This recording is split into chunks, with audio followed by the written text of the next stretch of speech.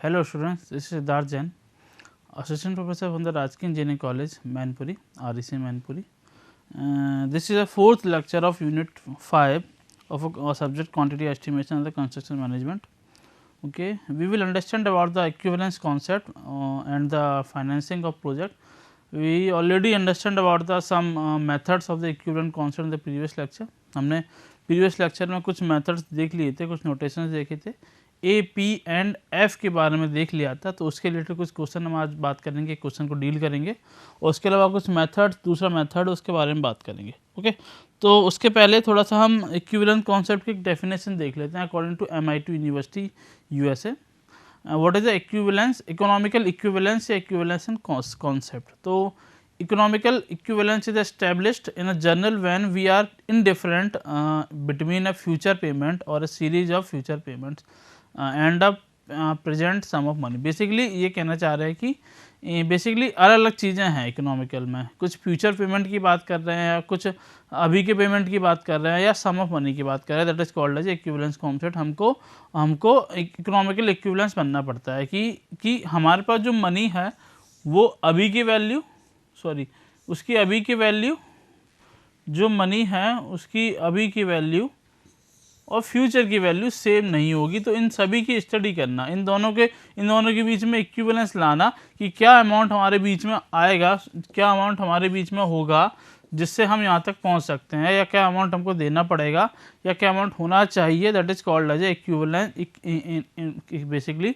Economical equivalence. Okay, हम धीमे एक एक करके समझते हैं. बेसिकली नाउ तो प्रीवियस हमने क्लास में दो मेथड्स के बारे में बात की थी. दो मेथड्स कौन से थे? एक सिंगल पेमेंट के थ्रू हमारा था, एक हमारा सीरीज ऑफ पेमेंट के थ्रू हमें जो इंटरेस्ट निकालना था. तो वो सब दो मेथड के बारे में जाना, उनके फॉर्मूले देखा. तो एक मेथड और बचता है जिसमें बेसिकली हम ग्रेडियंट सीरीज की बेसिक में निकालते हैं. What is the gradient series? Gradient series में मतलब कि हम कुछ पैसे दे रहे हैं, उसके ग्रेडियंट बने, एक सीरीज में जाए, ग्रेडियंट की सीरीज में जाए, उसको हम कैश फ्लो डायग्राम बनाने की कोशिश करेंगे. तो इसमें क्या होता है कि कुछ प्रॉब्लम्स ऐसी होती हैं जिसमें पैसे बढ़ते जाते हैं. जैसे कि हमने कुछ फर्स्ट इंस्टॉलमेंट दी, आप किसी फर्स्ट इंस्टॉलमेंट दी, उसका कुछ अमाउंट था, बट जो सेकंड इंस्टॉलमेंट होगी उसका अमाउंट फर्स्ट अमाउंट से ज़्यादा होगा.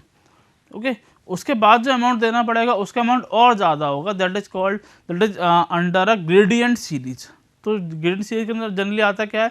बेसिकली आता है repair and maintenance of a equipment. किसी इक्विपमेंट के रिपेयर एंड मेंटेनेंस कराते हैं, तो स्टार्टिंग में कुछ नया आता है तो कुछ साल सही चलता है, देन उसका रिपेयर एंड मेंटेनेंस कराना पड़ता है. तो स्टार्टिंग में रिपेयर एंड मेंटेनेंस का कॉस्ट कम लगती है, बट जैसे जैसे टाइम बीतता जाता है उसकी जो रिपेयर एंड मेंटेनेंस की कॉस्ट है वो इंक्रीज करती जाती है, बढ़ती जाती है. तो that is under the gradient, uniform gradient series. But जो अमाउंट होता है वो यूनिफॉर्मली बढ़ता जाता है. ठीक है ना? तो जो सीरीज होती है वो इस तरीके से लाई करती है, A1 plus A2, A1 plus AG, that is this is as A2. Basically this is first installment, this is A1, this is A2 कह सकते हैं हम, दिस इज A3. बेसिकली एक हम बात करें तो एक क्या सीरीज लग रही है? ये एक हमारी अर्थमेटिक सीरीज लग रही है. तो अर्थमेटिक सीरीज ही बने जिसमें अर्थमेटिक सीरीज बने, बेसिकली वही आता है ग्रेडियंट सीरीज में. तो ग्रेडियंट हमने बात की थी, जी आया था इनिशियल क्लास में, तो स्मॉल जी से रिप्रेजेंट कर सकते हैं या फिर कैपिटल जी से, इसमें कोई इशू नहीं है. तो this is A3 third instalment. इसी तरीके से अगर nth इंस्टॉलमेंट हम दे रहे हैं तो that is called as nth AN installment. Okay, तो हम इसका हम कैश फ्लो डायग्राम बनाने की कोशिश करेंगे.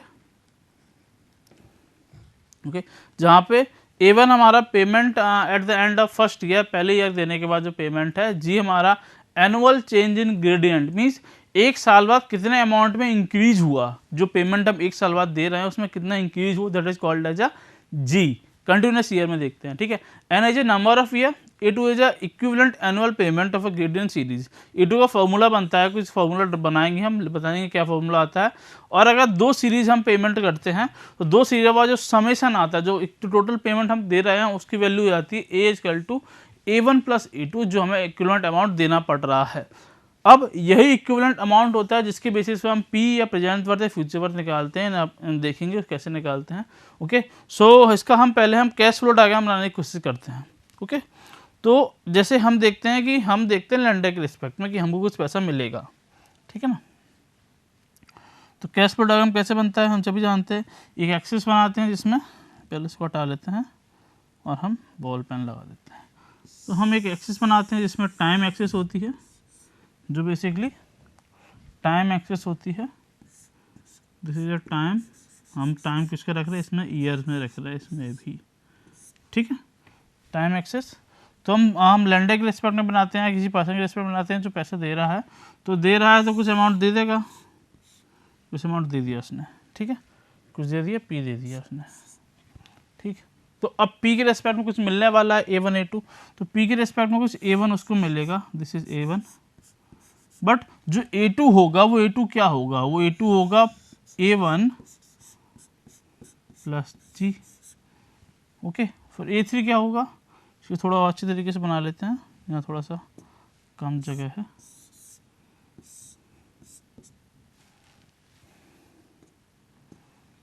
दिस इज अ पहले टाइम सीरीज कर लेते हैं, okay. This is a A1 दिख रहा होगा, okay. This is A2, A2 becomes A1 plus G, this is A3 which is A1 plus 2G, this is a A4 which is A1 plus 3G। So basically हम देख सकते हैं कि जो increment है वो एक लीनियर पैटर्न में आ रहा है, या बोल सकते हैं एक अर्थमेटिक सीरीज में आ रहा है। अर्थमेटिक सीरीज इस तरीके से होती है A प्लस एन, तो इसी तरीके से इसको अगर मिलाएं तो एक ग्रेडियंट बनता जा रहा है। दैट्स वाई ग्रेडियंट मीन्स एक स्लोप बनता जा रहा है, स्लोप ग्रेडियंट भी बोलते हैं। That's why this method is called as a gradient series method, uniform gradient series method. इसमें जो ग्रेडियंट बन रहा है वो यूनिफॉर्मली तरीके से बढ़ता चला जा रहा है, उसको बढ़ा के जाएँ हम यहाँ पर डॉट डॉट करते जाएं और एक एंड पर हम वैल्यू पाएंगे जिसको जो हमें जो लेंडर को मिलेगी उसकी वैल्यू हो जाएगी A1 plus n minus 1 into G, that is also called as AN, okay okay. तो this is basically cash flow diagram of, this is dot dot, इसको दोबारा से कर देते हैं, this is dot dot, this is dot dot। तो यह है क्या, बेसिकली यह क्या है हमारे पास, यह है cash flow diagram, flow diagram किसका है, of uniformly gradient formula. Basically इसका शॉर्ट फॉर्म क्या है, शॉर्ट फॉर्म हमारे पास अभी देखेंगे ये फॉर्मूला। तो ये बन गया हमारे पास, ठीक है। तो A1 प्लस A2 हम दो टर्म की बात करेंगे। तो जो A1 के बाद जो A2 का फॉर्मूला आता है हमारे पास, इससे ज़्यादा डीप नहीं जाएंगे। तो A2 का फॉर्मूला कैसा आता है, जो कैलकुलेशन करने के बाद, बहुत लंबी कैलकुलेशन होती है, सारी कैलकुलेशन करने के बाद जो A2 का फॉर्मूला आता है वो आता है with respect to A1। A1 के रिस्पेक्ट में आता है क्या है, A1 के रिस्पेक्ट में हमारे पास आता है, या A के रिस्पेक्ट जो, या G के रिस्पेक्ट में क्या आता है, G के रिस्पेक्ट में आता है जो A2 मिलके बनता है। जो ये A2 है वो A2 आता है हमारे पास, A2 is equal to small g, जो ग्रेडियंट है, या कैपिटल G कुछ भी बोल सकते हैं। इसको पूरे हटाते हैं, जो A2 है, A2 हमारे पास आता है small g into, okay, small g into 1/i plus n/i into i/1 plus i की power n minus 1 bracket 1 bracket 1। This is a formula of A2, okay. So अगर हम A निकालने की कोशिश करें, यानी कि A जो अभी के जो अमाउंट है वो क्या हो जाएगा, A1 प्लस A2, ओके। तो इसको जोड़ देंगे तो हमारे पास आ जाएगा। तो उसको अगर लिखना चाहें तो A1 हमको गिवन होता है किसी भी क्वेश्चन में। A1 पहली इंस्टॉलमेंट क्या दी, पहले इंस्टॉलमेंट का दूसरे इंस्टॉलमेंट जो वैल्यू होती है हमने देखा, देखो आप बोल रहे होगे कि हमने जो प्रीवियस में देखा वो सिंपल a+2g था, बट वो 2g था जब हम ग्रेडियंट कांस्टेंट रख रहे थे, जब हम सिंपल इंटरेस्ट की बात नहीं कर रहे थे। बट जब इंटरेस्ट को इंक्लूड कर लेते हैं, यानी कि आई इंटरेस्ट को इंक्लूड कर देते हैं नंबर ऑफ n के टर्म में, तो टोटल जो वैल्यू आती है वो इस तरीके से आती है, उस तरीके से नहीं। अगर सिंपल कांस्टेंट ग्रेडियंट के बारे में बात करेंगे, यूनिफॉर्म ग्रेडियंट के बारे में बात करेंगे, तो फॉर्मूला हमारा नहीं चेंज होगा, ये सिंपल तरीके से a1+g रहेगा। जब हम लेकिन इंटरेस्ट की बात कर लेते हैं, कुछ इंटरेस्ट हम लगा देते हैं, then formula becomes like this. Okay, तो अल्टीमेटली हमारे पास बन जाता है g 1/i plus n/i i/1 plus i की power n minus 1, this is formula. Okay, जहाँ पर g हमारा ग्रेडियंट है, i इंटरेस्ट है, रेट ऑफ इंटरेस्ट है बेसिकली,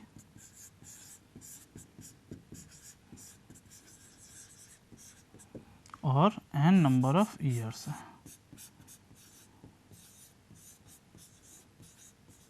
ओके, हम एक क्वेश्चन देखेंगे इसके, मतलब इसके लिए एक इसको अच्छी तरीके से समझने के लिए क्वेश्चन को डील करेंगे, और this is a question, simple तरीके से इसको पढ़ सकते हैं अपन। What is a question?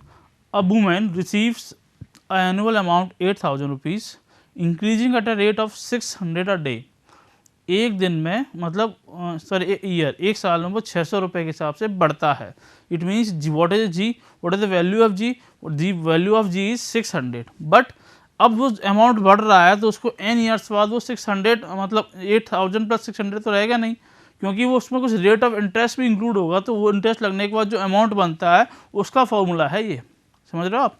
तो उस तरीके से हम समझते हैं। So what will the equivalent uniform salary for the period of 10 years. 10 साल बाद अगर हम ये माने कि उसकी यूनिफॉर्म सैलरी क्या होगी, उसके बाद टोटल अमाउंट होना होगा, उसकी इक्विवेलेंट सैलरी क्या होनी चाहिए। जैसे कि सैलरी ऑफ जैसे calculate the present worth and future worth, ठीक है, बेसिकली समझ देते हैं इसको, क्वेश्चन का मतलब समझते हैं, और जो हम निकालने वाले हैं उसका मतलब समझते हैं पहले तो, ठीक है। तो इस क्वेश्चन में ये कह रहा है कि एक वो लेडी है जो 8,000 रुपीज़ एनुअली रिसीव करती है, और हर साल 600 रुपये बढ़ते जाते हैं, 600 रुपये बढ़ते जाते हैं, और वो सारे पैसे, मतलब दूसरे साल बाद 8,600 रुपये मिलेंगे, वो सारे पैसे जमा कराती जाती है। तो जो इंटरेस्ट है 10 साल में, 10 साल तक जमा कराती जाती है, और वो जो इंटरेस्ट उस पैसों पर 10% लगता है। तो जो एंड में जो अमाउंट आ रहा है वो एक्चुअल में कितना होना चाहिए, अगर हम रेगुलर जोड़ें उसको, अगर रेगुलर जोड़ें, जो एक्चुअल अमाउंट आएगा वो कितना, वो एक्चुअल में कितना होना चाहिए। मैं दोबारा समझाने की कोशिश करता हूँ कि एक लेडी कुछ पैसे जमा करती है 8,000 रुपीज़, वो हर साल इंक्रीज होते जाते हैं, ठीक है, लेकिन वो सारे पैसों को एक कहीं पे स्टोर कर दी जाती है, उसमें कुछ इंटरेस्ट भी लगेगा। तो जो स्टोर होंगे वो एक्चुअल अमाउंट कितना होगा, वो किसके रिस्पेक्ट में, हर डेली बेसिस पे, यानी कि पर ईयर उसको कितना मिलना चाहिए था, पर ईयर उसको कितना पैसा था जिसको जोड़ के ये बना, ठीक है। सिंपल तरीके से समझ गए आप लोग मेरी बात, कि यहाँ पर अगर मान लिया कि यहाँ पर उसको 10 लाख रुपये, मान लिया उसको 1 लाख रुपये हो गया, 1 लाख रुपये उसका टोटल अमाउंट हो गया, तो उसको बेसिकली कितना होना चाहिए था इससे मिल गया, यानी कि 10,000 रुपये हर साल उसको पास होने चाहिए था, होने थे, जिससे 10,000 का इंक्लूड करके या मल्टीप्लाई करके या समेशन करके जो 10 साल में जो अमाउंट होगा वो 1 लाख रुपये बन जाता है। सिंपल तरीके से ये समझ लो, ठीक है। तो इसको हम क्वेश्चन को डील करते हैं। इसमें क्या क्या पूछा है, इसमें बहुत कुछ पूछा है। इसमें पूछा है कि what is the uniform salary, उसकी यूनिफॉर्म सैलरी क्या होनी चाहिए, होगी 10 साल बाद, ठीक है, 10 साल बाद उसको इस इंटरेस्ट पे क्या पैसा मिलेगा, और इसके अलावा हमको प्रेजेंट वर्थ और फ्यूचर वर्थ भी निकालनी होगी। नाउ सबसे पहले हम बात करते हैं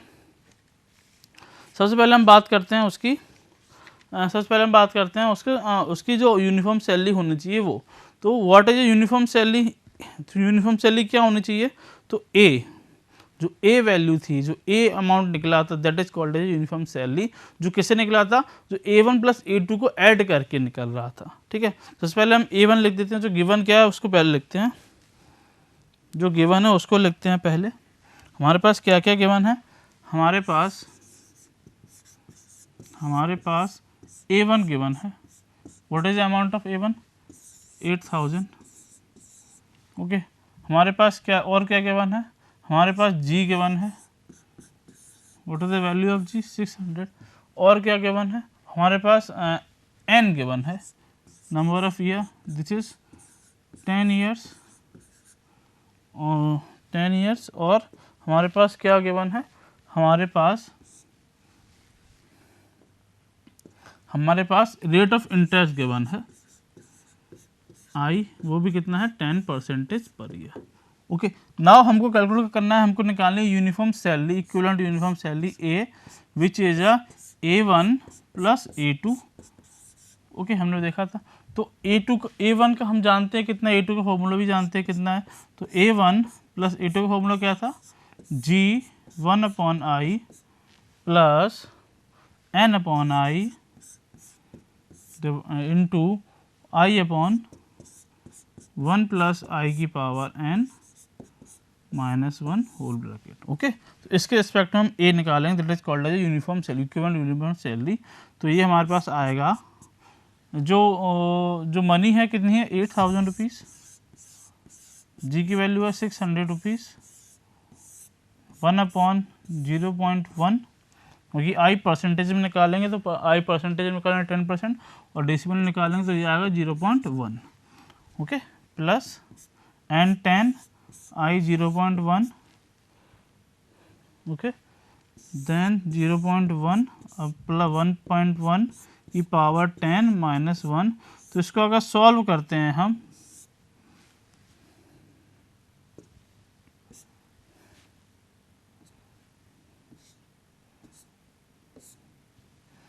इसको अगर सॉल्व करते हैं तो इसकी वैल्यू निकल के आती है हमारे पास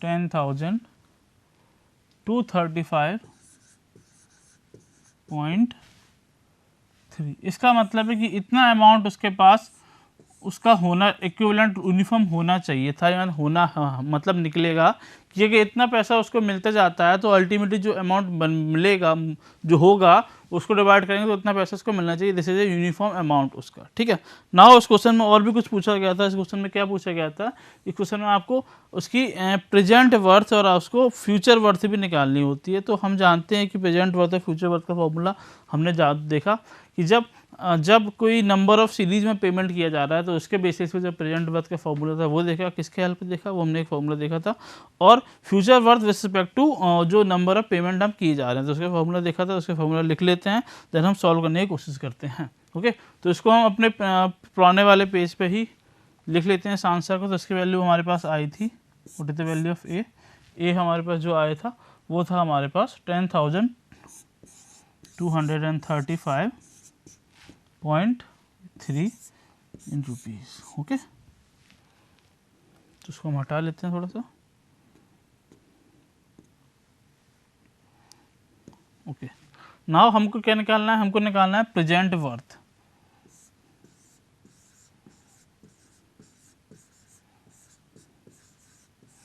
तो प्रेजेंट वर्थ की बात करें,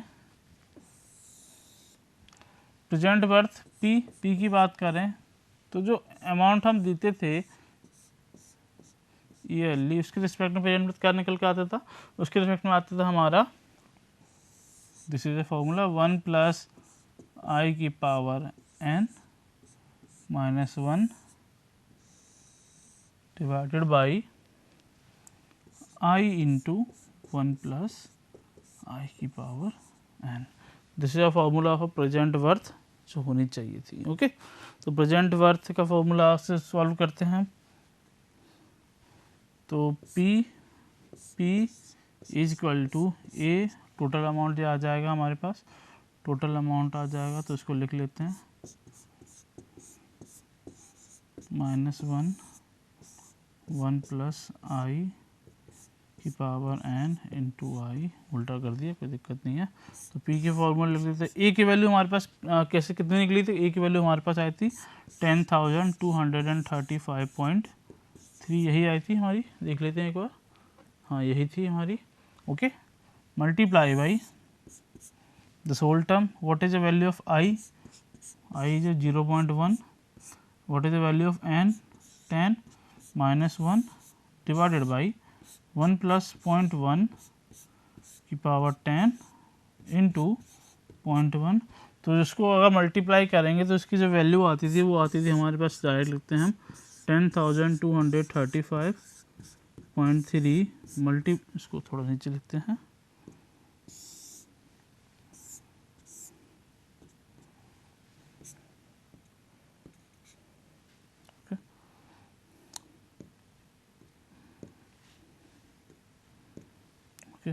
तो इसकी जो वैल्यू आती थी वो हमारी आती थी 10,235.3 मल्टीप्लाई बाई इसकी जो वैल्यू आई है वो हमारी आती है 6.1454, 6.1454। तो अल्टीमेटली जो वैल्यू आती थी, जो अमाउंट होना चाहिए वो अमाउंट होता था 62900।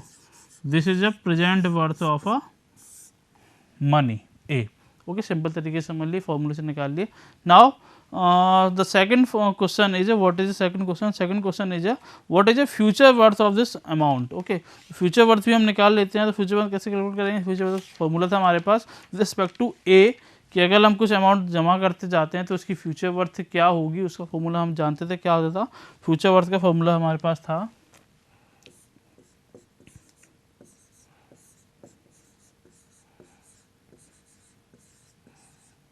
Future worth F with respect to A, हमारे पास होता था F by A equal to 1 plus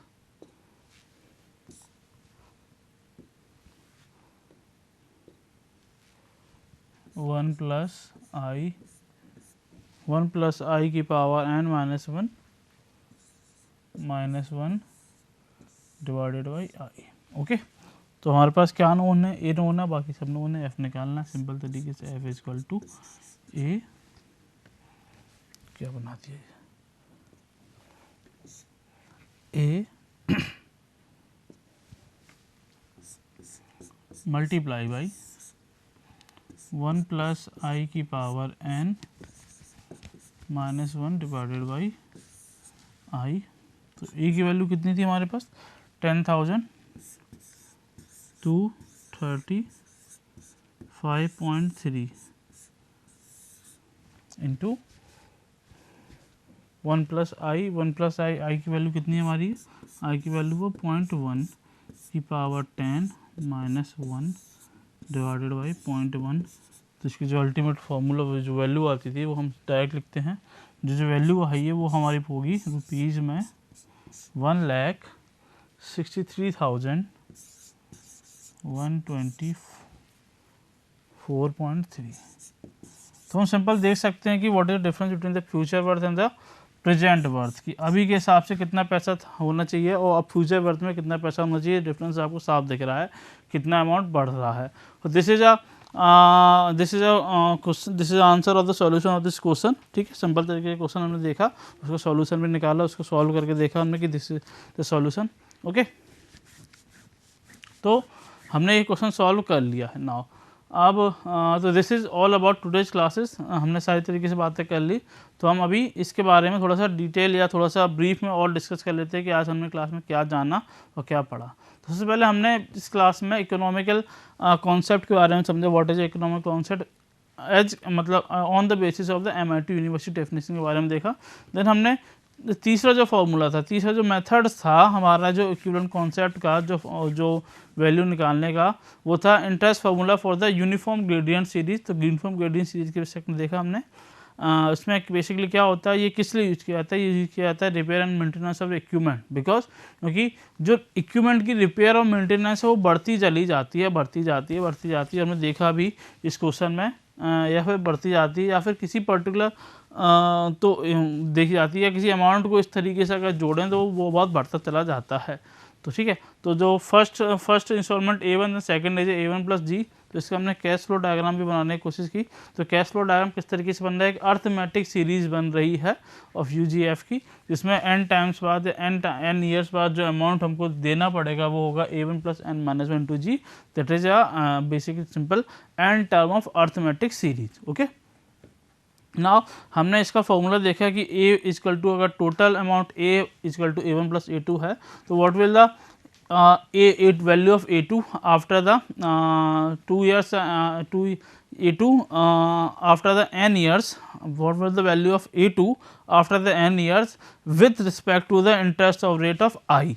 ठीक है कि जो सेकंड इंस्टॉलमेंट देनी पड़ेगी वो n ईयर्स बाद देनी पड़ेगी और हम यूनिफॉर्मली ग्रेडियंट सीरीज के तरीके से निकाल रहे हैं, n ईयर्स बाद देनी पड़ेगी जिसमें i रेट का इंटरेस्ट लग रहा है। तो उसकी वैल्यू क्या निकल के आती है, उसकी वैल्यू हमारे पास आती है g equal to 1 plus i plus n upon i into i upon 1 plus आई की power n minus 1। This is the formula of A2 and total value निकल कर जाती है A1 प्लस A2 कि कितनी वैल्यू हमने देनी पड़ी with the in 2 installment is becomes A1 plus A2 is equal to A1 plus G into 1 upon I plus n upon I into 1 upon I1 plus I की power n minus 1। This is formula जहाँ पर G हमारा gradient है, uniform gradient बोल सकते हैं इसको अगर तरीके से बोलें तो इसको अपन यूनिफॉर्म ग्रेडियंट बोल सकते हैं,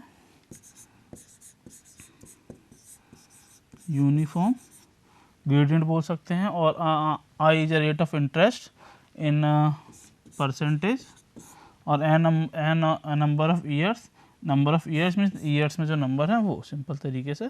फिर हमने एक क्वेश्चन करने की कोशिश की, इस क्वेश्चन को सिंपल दोबारा तरीके से समझ लेते हैं। ये क्वेश्चन में कह रहे थे कि एक वूमेन कुछ अमाउंट को रिसीव करती है, वो अमाउंट है 8000 रुपीज़ जो हर साल 600 रुपये के रेट से इंक्रीज करते जाते हैं, जिसमें तो इसकी इक्विवेलेंट सैलरी बताइए हमको n ईयर्स बाद, n क्या है 10 ईयर्स बाद, 10 साल बाद उसकी इक्विवेलेंट सैलरी क्या होगी, या इक्विवेलेंट जो अमाउंट होना चाहिए वो क्या होगा। और 10 साल बाद हमने पहले A2 निकाला, ठीक है, जो A2 हमारा 10 साल बाद देना पड़ेगा बेसिकली। तो पहले A1 हमने पहले साल में निकाला, 10 साल बाद with the rate of interest 10% की इंटरेस्ट के बाद जो क्या अमाउंट देना पड़ेगा, ओके, उसको निकाला, उसको ऐड कर दिया। तो जो टोटल अमाउंट था A1 प्लस A2 पहला और आखिरी वाला, दिस टोटल मिला के इक्विवेलेंट बनेगा कि ये इक्विवेलेंट अमाउंट हमको हर साल देना पड़ेगा, जिससे जो टोटल अमाउंट बनेगा वो हमारा कहलाएगा। ठीक है, तो हमने निकाला उससे A1 हमारा 8000 था, G हमारा this is G gradient, okay, gradient 600 है हमारा, n नंबर ऑफ ईयर 10 साल है, I 10% है, तो A हमारा बन जाता है A1 plus A2 equal to A1 plus this formula, उसमें सारी वैल्यू पुट करते हैं तो A हमारे पास 10,035 रुपीज़ 0.3 रुपीज़ आता है। अब इस क्वेश्चन में ये भी बोला है कि हमारे पास प्रेजेंट वर्थ निकालिए, इसके फ्यूचर वर्थ निकालिए कि अगर इतना पैसा 10,235.3 रुपीज़ अगर हम अभी रखते हैं तो 10 साल बाद इसकी प्रेजेंट वर्थ क्या होगी। तो प्रेजेंट वर्थ थोड़ी डिक्रीज करती जाती है, तो प्रेजेंट हमने निकाला हमने, तो 10 साल बाद इसकी प्रेजेंट वर्थ मीन्स इसको स्टोर करते जाते हैं तो प्रेजेंट के हिसाब से इसका क्या वैल्यू होनी चाहिए वो हमारे पास ये निकली। बट अगर फ्यूचर वर्थ की बात करें कि इसको स्टोर करते जाते हैं और फ्यूचर के हिसाब से इसकी वैल्यू क्या होगी, तो फ्यूचर के हिसाब से वैल्यू निकली है, देखो कितना डिफरेंस है। तो इस तरीके से हम कैलकुलेट करते हैं। जो फॉर्मूले से हमने कैलकुलेट किया कि हमने जो रिलेशनशिप था प्रेजेंट वर्थ और मंथली इंस्टॉलमेंट का था PY वो फॉर्मूला था हमारे पास 1 प्लस आई की पावर n माइनस 1 अपन आई इंटू 1 प्लस आई की पावर n। इससे हमने उस क्वेश्चन को डील किया। और जो फ्यूचर वर्थ का रिलेशनशिप था with respect to monthly installment, monthly payment, वो था हमारे पास FY इक्वल टू 1 प्लस आई की पावर n माइनस 1 अपॉन आई।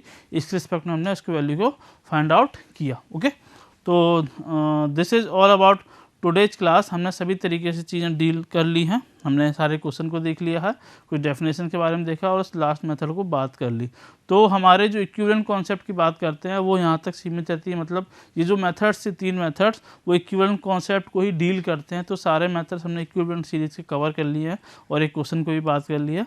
ओके, तो अपकमिंग लेक्चर में हम इसके आगे की बात करेंगे, कुछ इंटरेस्ट रेट की बात करेंगे जो इफेक्टिव होनी चाहिए और कुछ इंस्टॉलमेंट की बात करेंगे, ए को कैसे निकालेंगे, ए की बात करेंगे, हम कुछ क्वेश्चन देखेंगे, डील करेंगे, उसके बारे में बात करेंगे। So this is all about today's class. Thank you for watching this class.